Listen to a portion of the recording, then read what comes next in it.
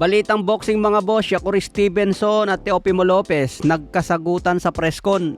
Sabi ni Teofimo Lopez, pupusta siya kay Shakur Stevenson. Naghamon naman si Stevenson, sinabing kahit ano pa ang ipusta mo, tatanggapin ko. Ang pusta pala ni Teofimo Lopez, hindi pera.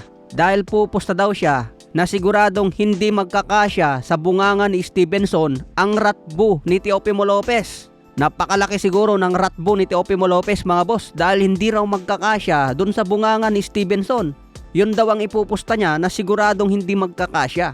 Nagalit naman si Shakur Stevenson sa pabirong sinabi ni Lopez. Kaya biglang sumugod si Stevenson kay Lopez. Say it, say it, say it, say it. I bet that your mouth can fit. Say what you bet. What you just say? Hey. You're gonna feel like a foot in your mouth. You're gonna feel like a foot in your mouth. Ayan mga boss, talagang nag-init na po ang laban na ito. January 31, abangan po natin.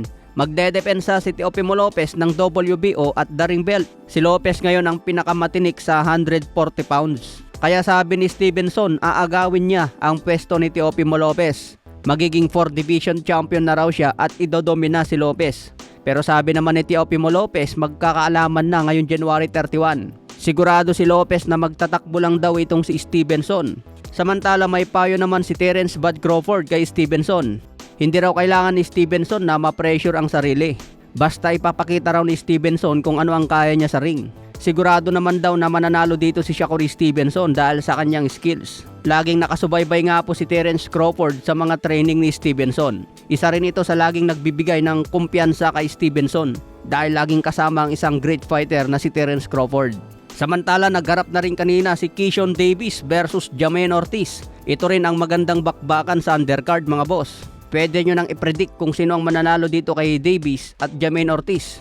Dahil pareha sila na posibleng manalo dyan mga boss. Hindi rin sigurado ang panalo ni Keyshawn Davis dyan. Dahil kung experience ang usapan, mas lamang itong si Jamaine Ortiz. Dahil nakalaban niya si Lomachenko at nakalaban din niya si Teofimo Lopez. Abangan din natin sa common event si Shushu Carrington. Paglalabanan naman dito ang bakanteng WBC featherweight belt. Kung manalo dito si Carrington, nakahanda raw siya itaya ang titulo laban kay Naoya Inoue. Tiwala si Carrington na kaya niyang gulpihin si Inoue kung aakyat na sa 126 pounds. Samantala, balitang Pilipinas naman, Milan Melindo nagpost ulit at sinabi ang kanyang demand. Ngayon lalabanan na raw niya si Carla Mes Martin sa halagang 5 million pesos. Kailangan daw ng 50%, ibigay na agad ang kalahati. Kung baga paunang bayad 2.5 million para pirma ng kontrata.